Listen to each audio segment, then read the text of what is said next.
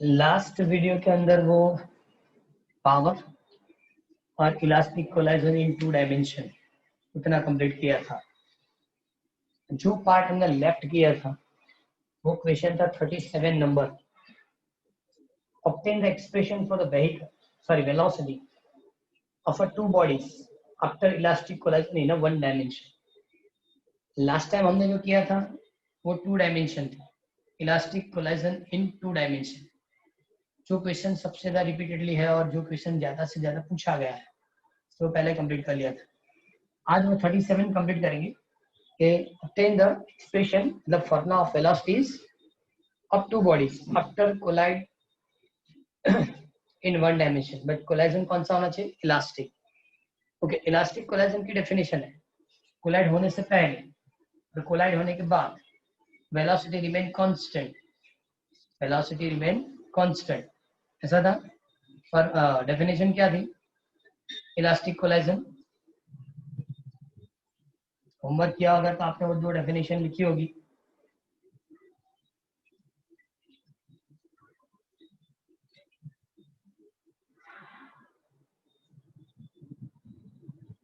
Elastic collision की definition क्या थी? कोलाइड होने से पहले और कोलाइड होने के बाद total kinetic energy remain constant, total kinetic energy remain constant. इसको क्या बताएंगे? Elastic collision. अब यहाँ उसने वन डायमेंशन में चीज कंप्लीट करने के लिए बताया। तो फर्स्ट ऑब्जेक्ट जिसके लिए मास लिखा m1, फर्स्ट के लिए मास m1 move with velocity v1i, क्योंकि v1i मैंने इसलिए लिखा कि वो x डायरेक्शन में जा रहे हैं। Second object m2 velocity v2i after collision. अब देखो आफ्टर कोलाइजन तो कोलाइड कब होगा कि v1i is greater then v2i, ये वेलोसिटी इससे ज्यादा है तो कोलाइड होगा, वरना कोलाइड नहीं होगा। After collision the velocity of m1 and velocity of m2 is v1f and v2f, मतलब velocity of first, velocity of second, but initial so v1i and v2i, velocity of first, velocity of second, लेकिन final so v1f and v2f, इस तरह से लिख के दिया। Clear? अब सबसे पहले कि ये जो कोलाइजन है वो इलास्टिक है और इलास्टिक कोलाइजन होगा तो सबसे पहले तो मोमेंटम कंजर्व होगा। According to law of conservation of momentum क्या लिखेंगे? m1 v1i, m2 v2i, m1 v1f, m2 v2f, because momentum is the multiplication of mass and velocity, mass and velocity। अब देखो सपोज m1 v1i ये इधर shift करें तो minus m1 v1f, m2 v2f ये उधर जाएगा तो minus m2 v2i, m1 common निकालेंगे तो v1i minus v1f, m2 common निकला v2f minus v2i, v2f minus क्या होगा? v2i। ओके, समझ से पहली इक्वेशन जो है उसमें नंबर 1 रख रहा हूं। पहली इक्वेशन क्या है? नंबर 1 करके, ये मैंने मोमेंटम से लिखा। अब काइनेटिक एनर्जी से लिख रहा हूं। So initial kinetic energy 1/2 v1i square, 1/2 m2 v2i square, 1/2 m1 v1f square and 1/2 m2, because kinetic energy equal to 1/2 mv square. चलो इसके लिए लिखना है तो 1/2 m1 v1i स्क्वायर, इसके लिए 1/2 m2 v2i square, 1/2 m1 v1f square and 1/2 m2 v2f square. Clear? पहले तो दोनों साइड 1/2 जाएगा,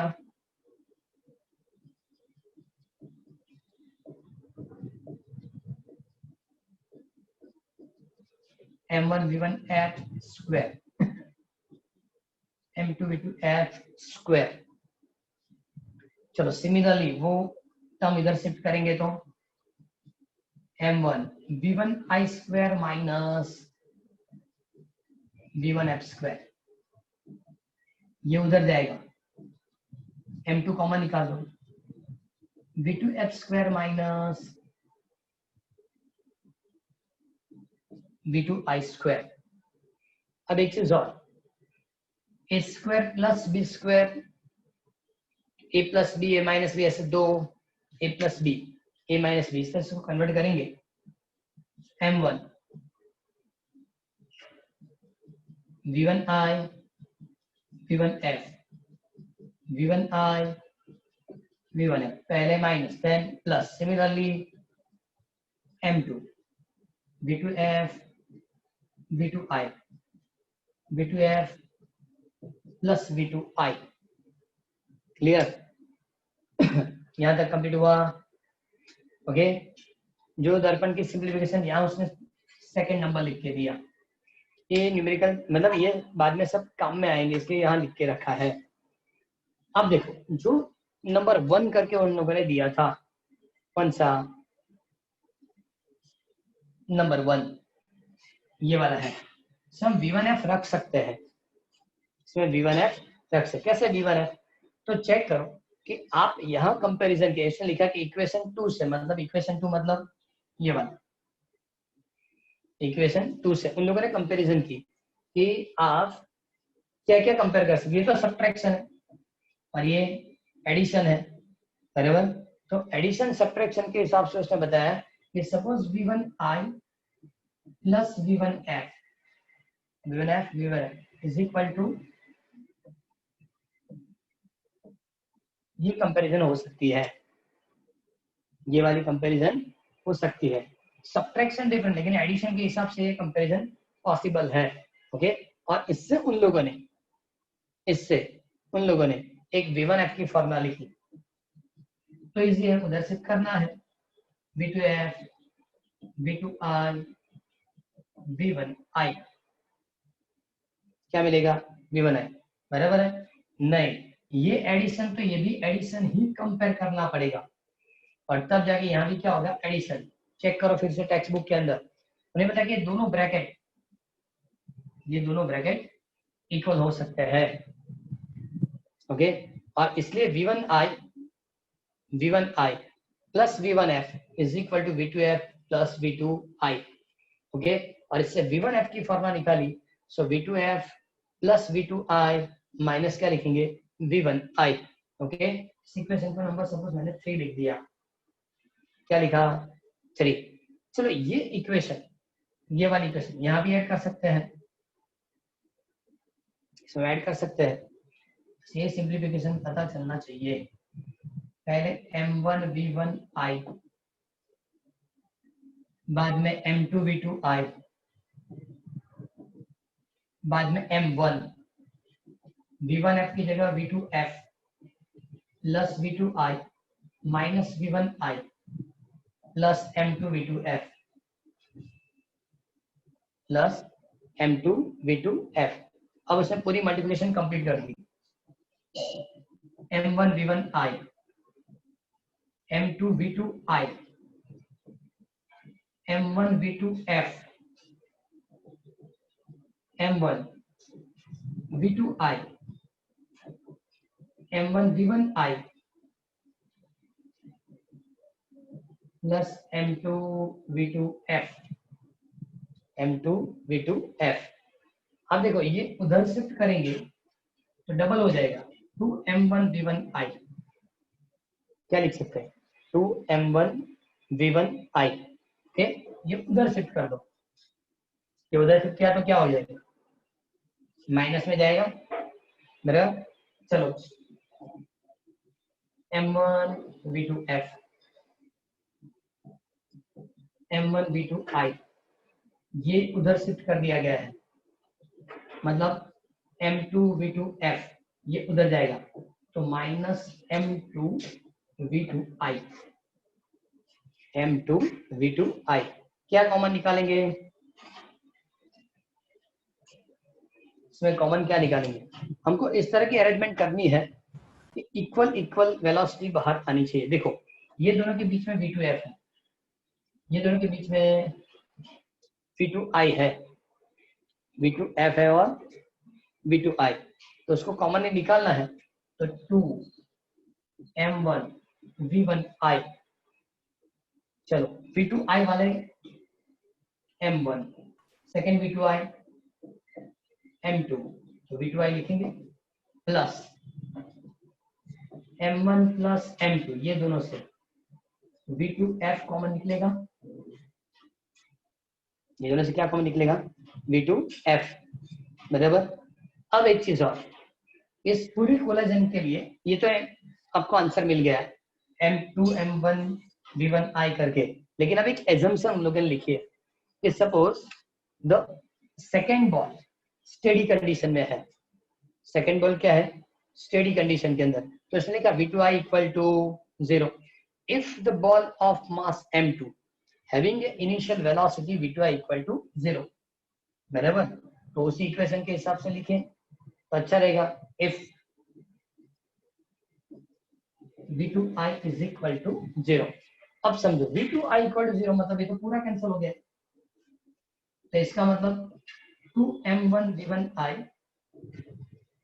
m1 प्लस m2 v2f, तो इससे पहले v2f मिलेगा, v2f मतलब कोलाइड होने के बाद सेकंड की जो वेलोसिटी है वो, so v2f is equal to 2m1 v1i upon m1 plus m2, 2m1 v1i upon m1 plus m2। तो ये जो इक्वेशन नंबर 4 है वो कोलाइड होने के बाद सेकंड की वेलोसिटी देता है, सेकंड की क्या देगा? वेलोसिटी।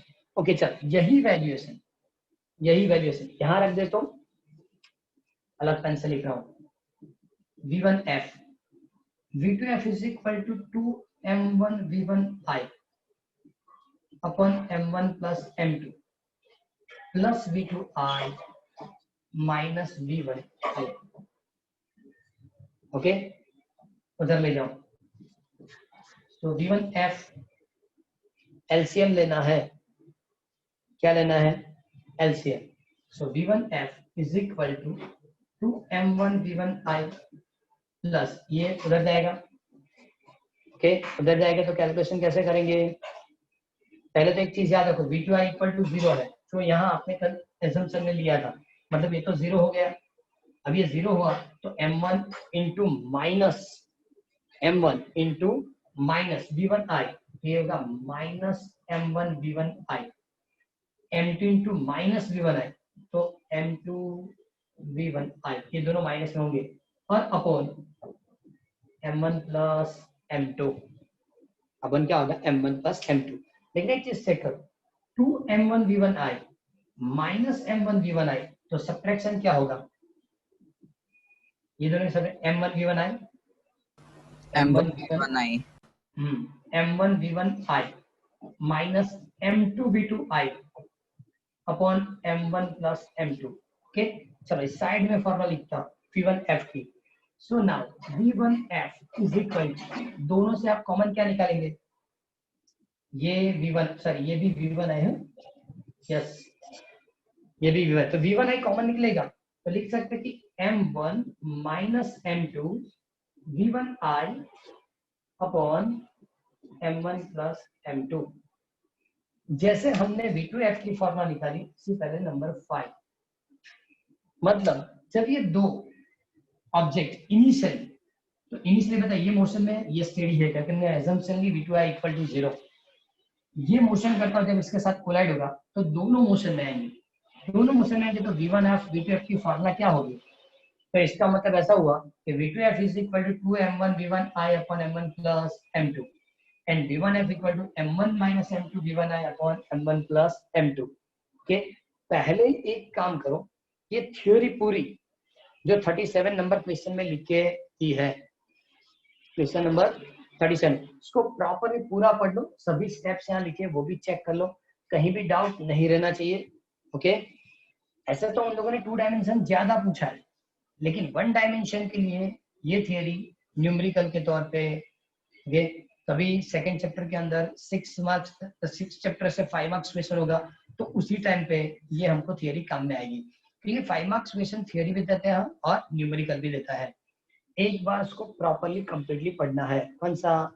37 नंबर। बाद में हम ये दोनों फॉर्मूला यूज करके इसकी डिफरेंट केसेस सॉल्व करेंगे। क्लियर? पहले इतना कंप्लीट कर दो। चलो 37 नंबर हो सके तो आप एक बार पढ़ लो, बाद में फिर से एक बार इसको सॉल्व कर दूंगा। चलो, इसलिए क्या होगा, ये दोनों की डाउट को सॉल्व हो जाए। V1F V2F कैसे फाइंड किया था वो कंप्लीट हो जाना चाहिए।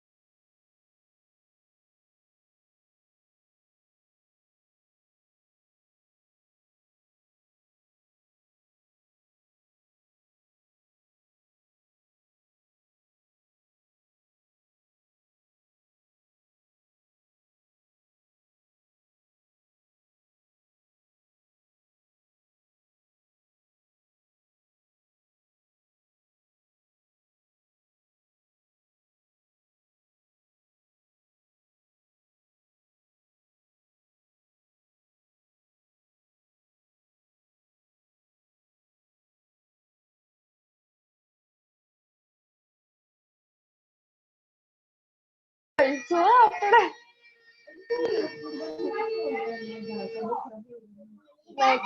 છે ને નડિયાદ વાળા બોલે દેખજો મેકુ એ મોટા પપ્પા મોટી મમ્મી મેકુ મેકુ જેવો જ બોલે. माइक्रोफोन क्यों चालू किया आप लोगों ने?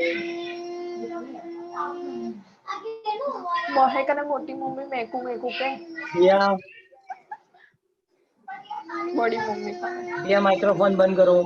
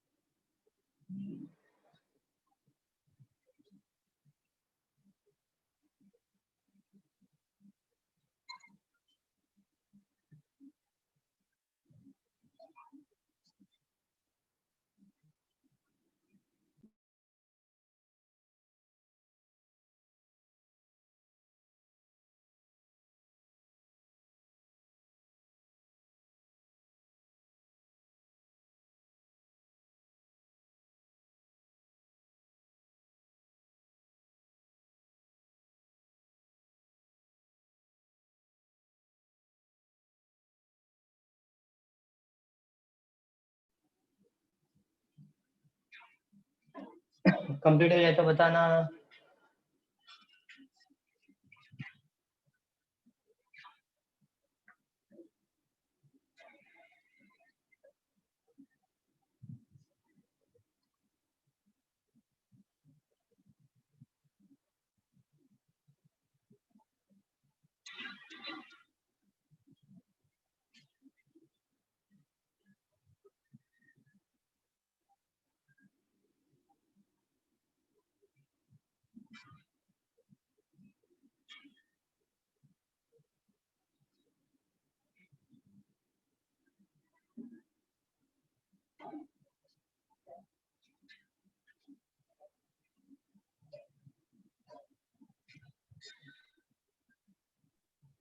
Done. Done, sir. ओके अब देखो ये फिर से एक बार थियरी पूरी कंप्लीट एक्सप्लेन कर देता हूँ कि कैसे V1F और V2F हमने कैलकुलेट किया. So elastic collision in one dimension.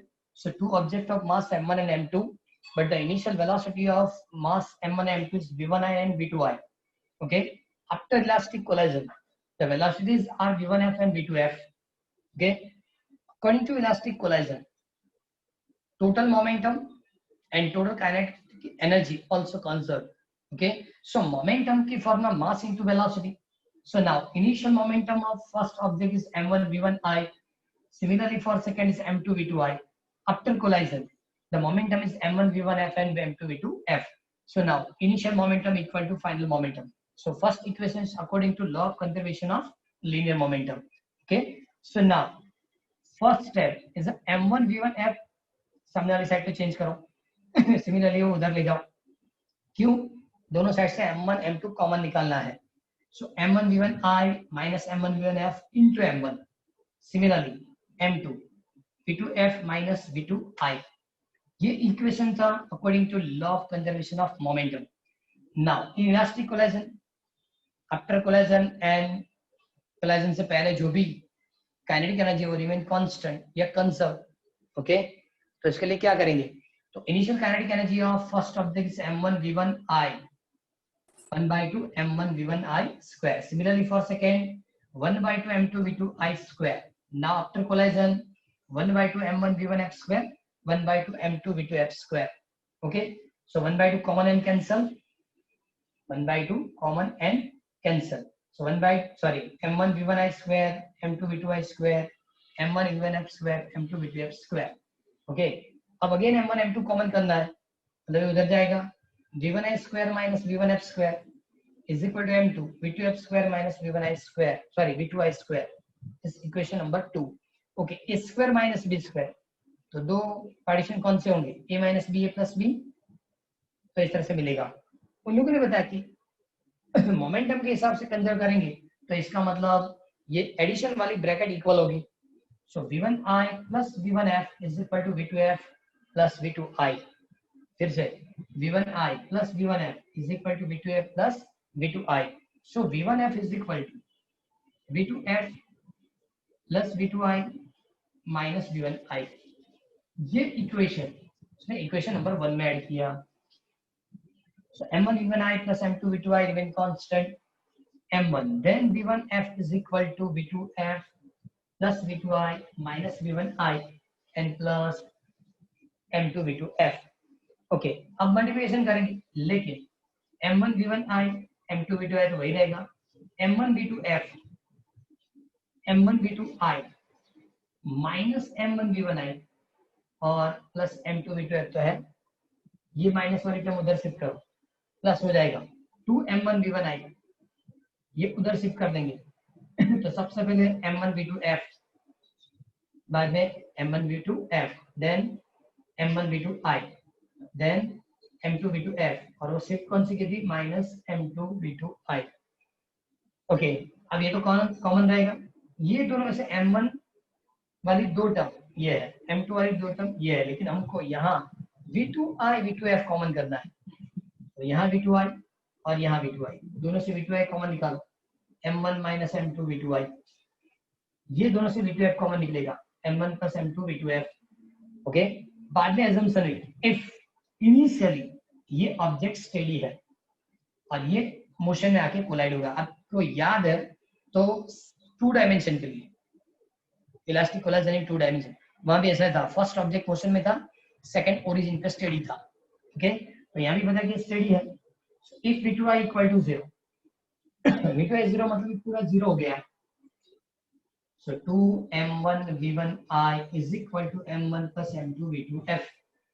So now v2f is equal to 2m1 v1i upon m1 plus m2. और जानते हैं कि m1 m2 पहले से पता है. v1i the initial velocity of first object. Okay. सब सब्स्टिट्यूट करेंगे. So final velocity of second object आप कैलकुलेट कर सकते हैं. अब ये जो फॉर्मूला है v2f की, वो इक्वेशन नंबर 3 में ऐड कर देंगे. इसका मतलब V2F की जगह 2m1v1i अपन m1 plus m2 plus v2i minus v1i। अब एलसीएम लेंगे, सो v1f is equal to m1v1i। ये अब v2i तो 0 है, पहले कंसीडर किया है, मतलब ये तो 0 रख देंगे, ये ब्रैकेट यहाँ मल्टीप्लाई होगा, तो इसका मतलब m1v1i क्योंकि माइनस आ गई, m2v1i वो भी माइनस आएगा, ओके, इक्वल टू v1f। अब देखो 2m1v1i minus m1v1i, so subtraction is m1v1i minus m2v1i upon m1 plus m2, common क्या निकलेगा, सो v1f। So v1f is equal to m1 minus m2 v1i upon m1 plus m2 is the final velocity of first object after collision। Single चीज है कि यहाँ भी v1i होगा, यहाँ भी v1i होगा, बिकॉज इनिशियली फर्स्ट ऑब्जेक्ट हमने स्टेडी कंसीडर की थी और सेकंड वाली ऑब्जेक्ट सॉरी फर्स्ट वाली ऑब्जेक्ट मोशन में थी, सेकंड वाली ऑब्जेक्ट स्टेडी थी। अब ये दो इक्वेशन से डिफरेंट 3 केसेस हम लोगों ने एक्सप्लेन किए।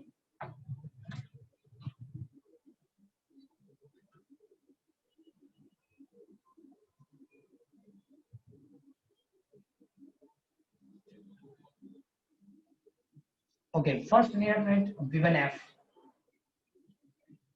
m1 minus m2 v1i m1 plus m2, then v2f is equal to m1 v1i upon m1 plus m2। बस इसी दो इक्वेशन से हम 38 नंबर वाली क्वेश्चन सॉल्व करेंगे। अब 38 में सबसे पहले केस 1, केस 1 में लिखा कि m1 equal to m2, m1 is equal to m2, then v1f। अब समझो m1 इक्वल टू m2 रखना है, आपने m1 इक्वल टू m2 रखा, subtraction 0, so v1f equal to 0 और m1 इक्वल टू m2, ये भी m1 हो गया, 2m1 कैंसल, इसका मतलब v2f is equal to v1i। अब पोजीशन को चेक करो जो हमने डायग्राम में ड्रॉ की थी, फिर से यहाँ डायग्राम बना रहा हूँ।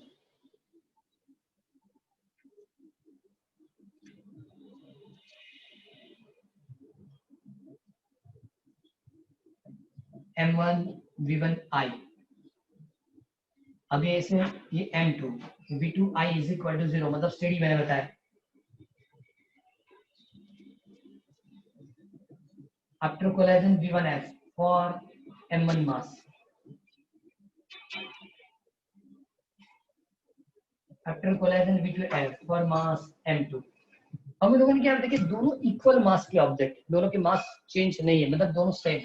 जब ये कोलाइड होगा तो फर्स्ट ऑब्जेक्ट देखो, पहले इनिशियली फर्स्ट मोशन में था, सेकंड स्टेडी था, लेकिन कोलाइड होने के बाद ये यहाँ स्टेडी हो जाएगा because v1f equal to 0 and v2f ये स्टेडी ऑब्जेक्ट है, इतनी ही वेलोसिटी से आगे जाएगी, मतलब ये दोनों की मास इक्वल है, तो ये जितनी वेलोसिटी से आ जाए कोलाइड होने के बाद यहाँ स्टेडी हो जाएगा और ये ऑब्जेक्ट इतनी ही वेलोसिटी से आगे जाएगी, मतलब v1f is equal to 0 but v2f is equal to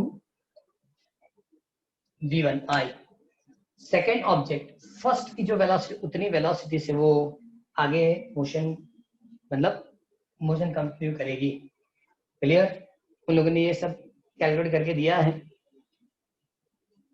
okay, the velocity of the second mass is the same as the velocity of first mass after collision. Case number 1 में इतना लिख के उन लोगों ने दिया, कैलकुलेट करके दिया। Okay, now case 2, second case में होता है m2 is greater then m1। Greater than का मतलब ये इतना हैवी है, इसके सामने निगलेक्ट कर सकते हैं, इसके सामने m1 क्या हो जाएगा, निगलेक्ट हो जाएगा। ओके, तो इसके लिए कैलकुलेट कैसे करेंगे, सबसे पहले v1f m1 minus m2 m1 plus m2 into v1i। अब m2 इतना ज्यादा है, m1 निगलेक्ट करेंगे मतलब ये 0 हो जाएगा, इसको 0 कंसीडर करना, इसको भी 0 इसलिए इसके सामने ये मास निग्लिजिबल है, तो इसका मतलब v1f is equal to minus v1i। ये मैंने जीरो लिया, ये जीरो लिया, m2 upon minus m2 upon m2, m2 cancel. So v1f is equal to v1i। मतलब ये इतना हैवी ऑब्जेक्ट है कि जब ये इसके साथ कोलाइड होगा तो उतनी वेलोसिटी से वो वापस जाएगा, उतनी वेलोसिटी से वो वापस जाएगा। सेकंड v2f कैसे कैलकुलेट करेंगे? सो v2f मतलब इसकी बात करेंगे, सो लिखा 2m1 v1i अपन m1 प्लस m2, लेकिन m1 इक्वल टू 0। किसके सामने m1 equal to 0? m2 with respect to m2। m1 negligible है, मतलब इसकी जीरो वैल्यू, मतलब वो तो स्टेडी रहेगा। अब चेक करिए, बड़ा सा ऑब्जेक्ट है, इसकी मास बहुत कम है, जब ये आएगा कोलाइड होने के बाद उतनी वेलोसिटी से वापस आएगा। सिमिलर जैसे आपने बॉल वॉल की ओर थ्रो किया, तो बॉल की जो मास है उसके सामने वॉल की मास बहुत ज्यादा होती, तो जितनी वेलोसिटी से कोलाइड होगा उतनी वेलोसिटी से वो वापस आएगा। क्लियर? तो केस नंबर सेकंड में लिखा। नाउ केस 3, थर्ड केस के अंदर क्या लिखा? m1 is greater than m2, m1 is greater than m2।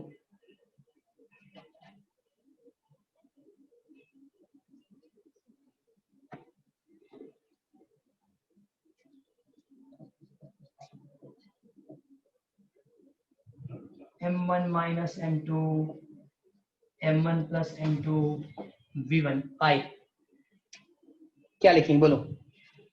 इसके अंदर m1 ज्यादा था, m2 0, ये भी 0, ये दोनों 0 हो गए। इसका मतलब v1f is equal to v1i। इसका मतलब इसकी मास बहुत ज्यादा है विथ रिस्पेक्ट टू दिस। जब ये कोलाइड होगा तो इतनी वेलोसिटी से आगे जाता रहेगा, इसकी वेलोसिटी में कुछ चेंज नहीं होगा, लेकिन सेकंड की वेलोसिटी क्या होगी? So 2m1 v1i upon m1 plus m2। अब सपोज मान लो m2 equal to 0 with respect to m1, m1 is greater than m2, ये 0 मैंने लिया, तो इसका मतलब 2m1 v1 अपॉन m1 मतलब 2v1i। ओके, ये हैवी ऑब्जेक्ट है और ये लाइट ऑब्जेक्ट, जब ये दोनों कोलाइड होंगे तो ये तो अपनी वेलोसिटी से आगे जाएगी, लेकिन जिसके साथ कोलाइड होगी वो डबल वेलोसिटी से आगे जाएगी। ओके, चलो 38 नंबर क्वेश्चन कंप्लीट करो।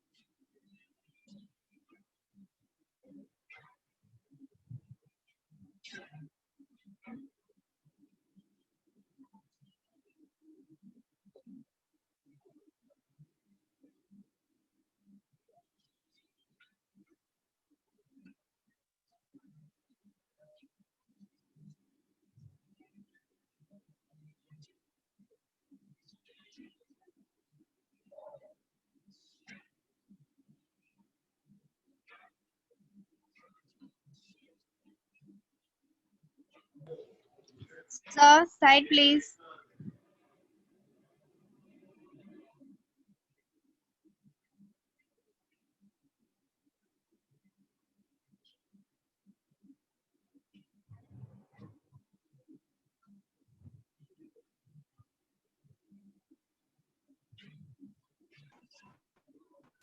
Done, sir. Okay.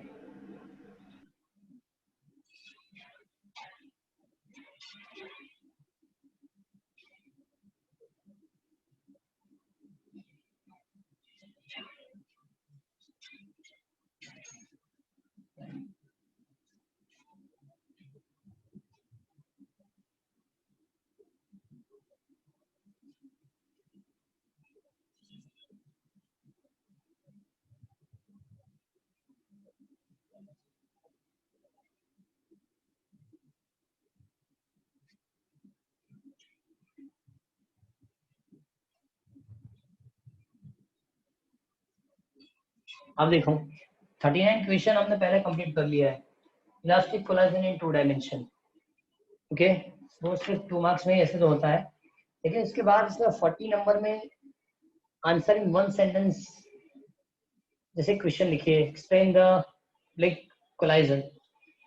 इसका मतलब कि 2 इक्वल मास की जो ऑब्जेक्ट है, स्ट्रेट नहीं, लेकिन सपोज आपने ऐसे कोई स्फीयर रखी क्रॉस में से, मतलब स्ट्रेट लाइन नहीं लेकिन किसी क्रॉस लाइन से, वो उसके साथ कोलाइड होगा, तो बाद में कोलाइड होने के बाद दोनों ऑब्जेक्ट परपेंडिकुलर मोशन करेंगे। बिलियर्ड में ऐसा होता है, बिलियर्ड बॉल जब हम साइड से क्रॉस ऐसे इसके मतलब स्टॉक लगाएंगे तो ये दोनों परपेंडिकुलर ही जाएंगे। ओके, तो ये एक स्टेटमेंट याद रखना है।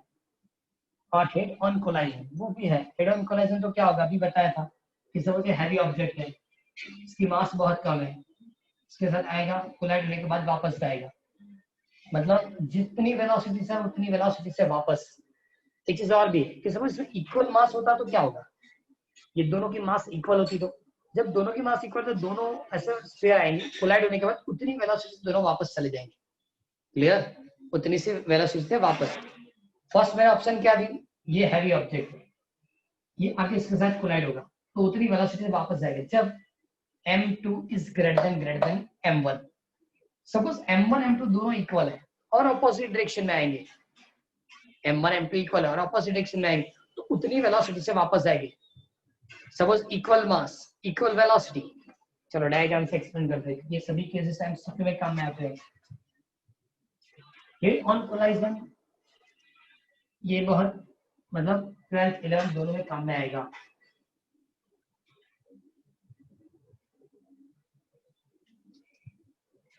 सपोज ये हैवी ऑब्जेक्ट और सपोज इसके साथ कोलाइड होगा, उतनी वेलोसिटी मतलब v1 f से आया, v1 i से आया, v1 f उतनी वेलोसिटी रहेगी वापस आएगा, ये ऑलवेज स्टेडी रहेगा, मतलब v2 i is equal to v2 f equal to 0, मतलब वो स्टेडी रहेगा, कोई चेंज नहीं होगा। इसको हेड ऑन कोलाइजन बता सकते हैं। Second m1 m2 v1 i v2 i, but m1 is equal to m2, दोनों की मास इक्वल है, दोनों ऑपोजिट डायरेक्शन, लेकिन सपोज मान लो कि दोनों की वेलोसिटी इक्वल है, नॉट v1 और v2 दोनों की वेलोसिटी v है। ओके, तो जब दोनों कोलाइड होंगे तो कोलाइड होने के बाद ये इधर जाएगा, मतलब कोलाइड उतनी वेलोसिटी से वापस, जितनी वेलोसिटी से आए थे उतनी वेलोसिटी से वापस। कब, जब m1 is equal to m2 होगा, m1 इज इक्वल टू क्या होगा m2।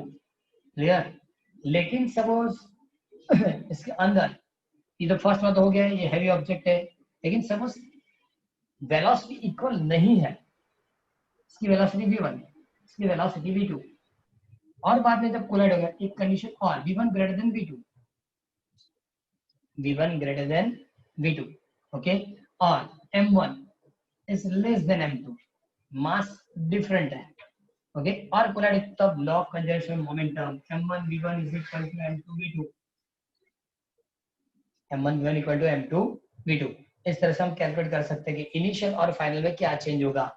क्लियर। लेकिन एक चीज और भी बताऊं कि सपोज ये दोनों इक्वल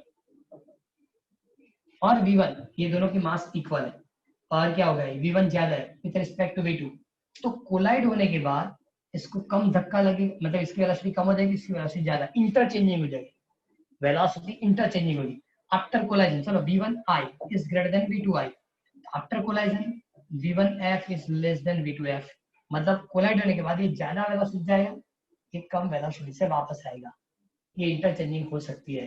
ओके, उन लोगों ने तो बहुत नॉर्मली कैलकुलेट करके 41 में दिया है what is the head on collision, लेकिन ये सभी पॉसिबिलिटी हेड ऑन कोलाइजन की है। क्लियर। तो चैप्टर 6 में यहाँ तक था जिसमें हमने वर्क देन एनर्जी और पावर कंप्लीट किया। वर्क में ज्यादा पोर्शन पढ़ने की जरूरत नहीं थी क्योंकि ऐसे भी पहले हमने पढ़ लिया था, लेकिन वर्क में जो ज्यादा था वो नया था, वो क्या था कि work done by the variable force in 1 dimension and work done by variable force in 2 dimension. Okay, then kinetic energy पढ़ा, so change in kinetic energy is equal to work, it's called work energy theorem. उसके बाद पढ़ाया gravitational potential energy and elastic potential energy, तो उसमें भी ऐसा बताया कि चेंज इन पोटेंशियल एनर्जी या change in elastic potential energy जो भी equal to work for conservative field. Okay, conservative field किसे बताएंगे, जहां होने वाली work always depend on initial and final position but does not depend on a path. Example क्या था, gravitational field, electric field and magnetic field. लेकिन non conservative force तो viscous force बताया, फ्रिक्शन बताया, डिफरेंट एग्जांपल्स उसके दिए गए। Okay, तो ये सब कंप्लीट होने के बाद वहां भी बताया कि डिफरेंट टाइप ऑफ एनर्जीज है। अब kinetic energy plus potential energy तो नई एनर्जी बताई थी, mechanical energy. Okay, inter energy explain किया, बाद में heat energy, electric energy, nuclear energy, equality of mass and energy, binding energy, number of types उसमें हमने कंप्लीट की। Then power, the rate of change of work is called power या work done in unit time is called power। Okay, power के लिए हमने different units पढ़ा था, लेकिन पावर की फॉर्म में वर्क की भी यूनिट पढ़ी थी kWh, जो इलेक्ट्रिसिटी में ज्यादा काम में आता है। ओके, और पावर में बाद में ज्यादा कुछ है नहीं, ओनली और only collision, elastic, non elastic and sorry, इन्होंने जो नॉन इलास्टिक नहीं बताया था, उन्होंने कुछ नया वर्ड लिखा है। Okay, elastic, inelastic and completely inelastic, वो तीनों की बाइफर्केशन पता चलनी चाहिए। क्लियर। इलास्टिक में था मोमेंटम तो कंजर्व होगा लेकिन काइनेटिक एनर्जी भी कंजर्व होगी। ओके, इनइलास्टिक में क्या होता है कि partial kinetic energy converted in internal energy. Okay, और वहां क्या होता है कि collision in which the two particle move together after collision. Completely inelastic में क्या होता है कि दोनों एक होने के बाद आगे मोशन कंटिन्यू करेंगे। और बाद में सबसे पहले पढ़ा था कंप्लीटली इलास्टिक, बाद में पढ़ा the collision, elastic collision in 2 dimension, और आज हमने कंप्लीट किया कि इलास्टिक कोलाइजन इन 1 डायमेंशन। क्लियर। तो आज इससे ज्यादा नहीं लेते, पहले तीनों कितने क्वेश्चन हुए, सबसे पहले 37, 38, 40 एंड 41 तो सिंपल डेफिनेशन है, आज ज्यादा होमवर्क नहीं है। 38, 37, 40 एंड 41 सिर्फ इतना ही लिखना है। आज न्यूमेरिकल कंटिन्यू नहीं करेंगे, नेक्स्ट से ही करेंगे, तो इतना कंप्लीट एक बार रिवाइज कर लेना। चैप्टर नंबर 6 की थ्योरी आज कंप्लीट हो चुकी है, और सेकंड चैप्टर कंप्लीट करने के बाद उसने इंपॉर्टेंस फॉर्मूला और न्यूमेरिकल के लिए जो दिया है वो एक बार क्वेश्चन पढ़ लेना। तो जितनी थ्योरी हमने अब तक पढ़ी वो सभी कैलकुलेशन फॉर्मूला आपको इसमें मिल जाएगी। ओके, नेक्स्ट से ही स्टार्ट करेंगे, जल्दी तो जल्दी कंप्लीट कर देंगे, लेकिन नेक्स्ट लेक्चर से ही हम न्यूमेरिकल कैलकुलेट करना शुरू करेंगे। ओके, लास्ट फ्राइडे आपने कौन सी टेस्ट लिखी थी? Chapter 5 numericals. चैप्टर 5 न्यूमेरिकल्स, मतलब चैप्टर 5 तक की टेस्ट हो गई। क्लियर। अब एक काम करेंगे, मेरी बात सुनो, chapter number 3rd and 4th, chapter number 2nd, sorry 3rd and 4th, chapter 3 और 4th की एमसीक्यू पढ़ लो। इस बार चैप्टर 3, 4th की एमसीक्यू टेस्ट लेंगे। क्लियर, समझ में आया? फ्राइडे को या फिर वो संडे को जो ऐप में होता है वही? नहीं नहीं नहीं, ऐप में वो संडे ऐप में जो बता दो वो JEE नीट ओरिएंटेड जो क्वेश्चंस है वही एप्लीकेशंस क्वेश्चंस होते हैं। नॉर्मली रूटीन में जो टेक्स्ट बुक ओरिएंटेड है, नॉर्मल फॉर्मूला से हो जाएंगे, ऐसे जो एमसीक्यूज है टेक्स्ट में दिए, देखो अब दर्पण चेक करो, दर्पण के अंदर उन लोगों ने एमसीक्यू की जो पोर्शन दी है ना, दर्पण बेस्ड एमसीक्यू वो वाले। हाँ दर्पण बेस्ड एमसीक्यू में 1 मार्क्स होता है, वो टेक्स्ट बुक ओरिएंटेड रहते हैं, ऐसे सब एमसीक्यू पढ़ना है। ओके, थर्ड और फोर्थ चैप्टर के एमसीक्यू की टेस्ट लेंगे। एक चीज और, एक और काम करना है आपको, इस मंथ के अंदर आपने 2 टेस्ट दिए। इस मंथ के अंदर लास्ट फ्राइडे आपने चैप्टर 5 न्यूमेरिकल दिया था, उसके आगे आपने चैप्टर 5 थियरी लिखा था। क्लियर, पता है आपको? Yes sir. ओके, ये दोनों Yes, की, sir. हाँ लेकिन एक प्रॉब्लम हुई है, ये दोनों की जिन जिन लोगों ने टेस्ट दिया था और जो पीडीएफ आपने सेंड की थी, जो नंबर मैं दे रहा हूँ वो नंबर पे सेंड की थी, एक बार फिर से दोनों पीडीएफ सेंड कर देना है, एक बार फिर से, क्योंकि 2-3-4 में क्योंकि प्रॉब्लम हुआ है, प्रॉपर्ली नहीं दिखा रही है, डाउनलोड नहीं, ऐसा कुछ हुआ है, कितनी ऐसी प्रॉब्लम हुई पता नहीं, लेकिन मैं आपको ये बता रहा हूँ कि आप लास्ट दोनों टेस्ट जो आपने दिए थे, chapter 5 theory, chapter 5 numerical, okay, उसकी पीडीएफ आप एक बार सेंड कर देना फिर से उसी नंबर पे। क्लियर, उसी नंबर पे फिर से एक बार सेंड कर देना। और इस फ्राइडे हम टेस्ट लेंगे चैप्टर 3 और 4 MCQ only. Clear? Okay sir. Yes, next से न्यूमेरिकल कैलकुलेट Okay, करना शुरू करेंगे, sir. नेक्स्ट से न्यूमेरिकल स्टार्ट करेंगे।